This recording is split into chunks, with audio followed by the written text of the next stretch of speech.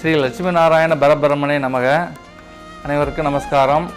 நம்ம எந்த ஒரு செயலை செஞ்சாலும் நமக்கு ஒன்றா பாகம் வந்து சேரும், இல்லைனா புண்ணியம் கிடைக்கும். நம்ம செய்கிற செயல் நல்லதாக இருந்தால் நமக்கு புண்ணியம் வந்து கிடைக்கும். அதுவே நம்ம செய்கிற செயல் ஒருத்தருக்கு கெடுதலாக இருந்துச்சுன்னா அதனால் நமக்கு பாவம் வந்து சேரும். ஆனால் பகவானுக்கு சேவை செஞ்சோம்னா நம்மளுடைய பாவங்கள் எல்லாம் நீங்கி புண்ணியம் வந்து சேரும்.